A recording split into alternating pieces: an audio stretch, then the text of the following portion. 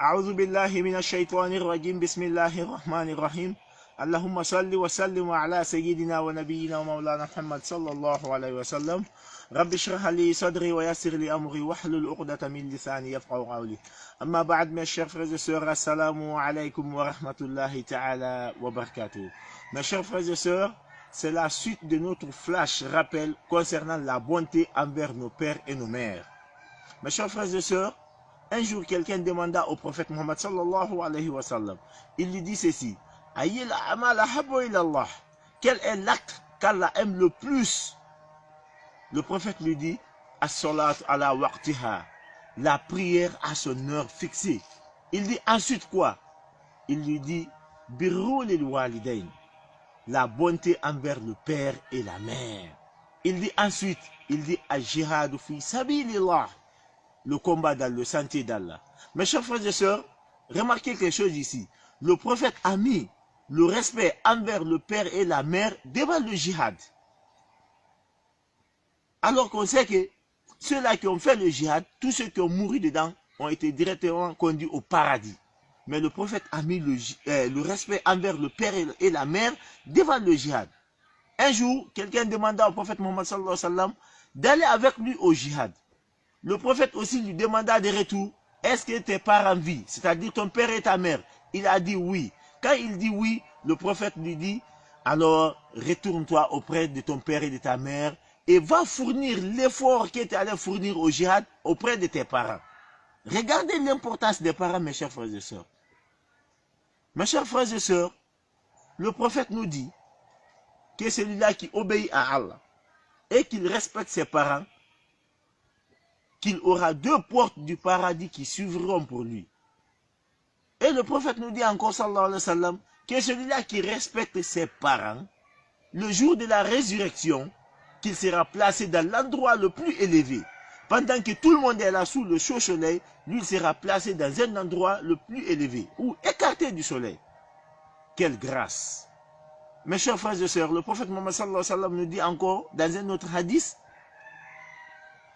il nous dit ceci, que celui-là qui regarde ses parents avec amour, avec fierté, parce qu'il aime les voir, pas par malgré, juste parce qu'il n'a pas les moyens, mais parce qu'il aime les voir, il le regarde avec fierté, avec amour, qu'il recevra pour chaque regard l'équivalent d'un hajj accepté, mes chers frères et sœurs. Quand le prophète a dit cela, ceux qui étaient ce jour-là autour du prophète, ils ont dit, ô prophète, et même si et cela est valable, même si tu les regardais 100 fois par jour, le prophète dit oui.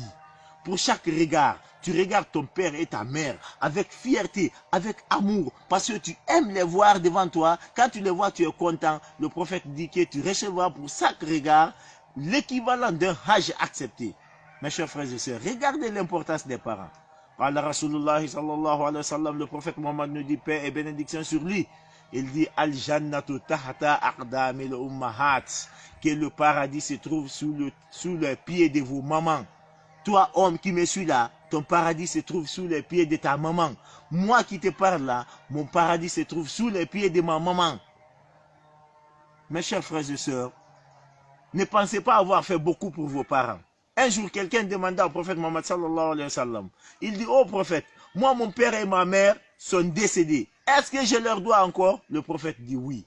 Toi qui penses avoir fait beaucoup pour tes parents là, toi qui penses que parce que tu as construit des villas pour eux, tu les as menés au pèlerinage, tu les as acheté la voiture, chaque fin de mois ils gagnent des millions avec toi qui tu as beaucoup fait. Le prophète dit que même s'ils sont décédés, tu leur dois encore 4 choses. 1. Tu dois prier pour eux, même si ton père était un imam, toi tu dois prier pour eux. Dieu dit, oh mon Seigneur, accorde ta miséricorde, accorde ton pitié à mon père et à ma mère, comme ils m'ont accordé leur pitié quand j'étais tout petit. Donc toi tu dois prier pour tes parents quand ils sont décédés. 2, il faut aussi accomplir leur engagement, les bons engagements qu'ils ont pris. Par exemple, ton père a pris la décision de construire dans votre concession une chambre pour les étrangers. Ton père est décidé, il n'a pas fait. Toi, tu as les moyens, il faut le construire. Ton père a décidé, par exemple, de mettre un forage pour faciliter l'accès à l'eau. Toi, tu as les moyens, ton père est décidé, il faut le faire. 3, il faut respecter les personnes de leur lignée, c'est-à-dire le grand frère, le petit frère, la grande sœur, la petite sœur, au côté paternel comme maternel, il faut les respecter. Ne dis pas que non, moi mon père est décédé, c'est fini, ces jeunes frères-là, on n'en a rien à faire. Non, c'est pas ça mon cher frère. 4, il faut respecter les amis intimes de ton père et de ta mère, dans le bon sens. Je ne dis pas avec qui il partait boire l'alcool, hein, mais avec qui il tissait de bonnes relations, il faut les respecter. Donc quand tes parents meurent, tu les dois les 4 choses. Mes chers frères et sœurs, je vous fais juste un rappel sur le prophète Ibrahim, qui demanda à son père d'adorer un Dieu unique, de cesser de suivre le Satan. Quand il a conseillé son père sur le droit chemin, son père lui dit ceci. Et Ibrahim, Arachibu anta an alihati ya Ibrahim. Et Ibrahim, c'est toi qui minimises moi mon Dieu. La illam tanta illa arjumannaka. Il dit Ibrahim, si tu ne cesses pas, je vais te lapider à la mort. Mes chers frères et sœurs, c'est ça son père lui dit. Il dit Ibrahim, si tu ne cesses pas, je vais te lapider à la mort. Il dit Fajourni Maliyan. Il dit d'ailleurs, éloigne-toi de moi. Et puis pour longtemps.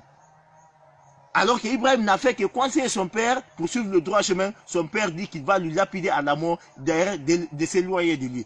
En réponse, Ibrahim dit à son père, Salamu alayka, la paix soit sur toi.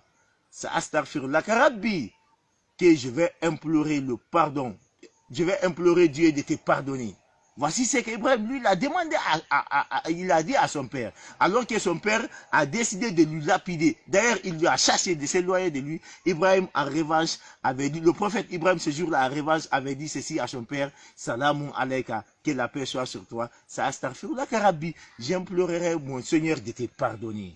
Mon cher frère et sœur, ne pense pas avoir fait beaucoup pour tes parents. Wassalamu alaikum wa rahmatullahi ta'ala wa barakatuh.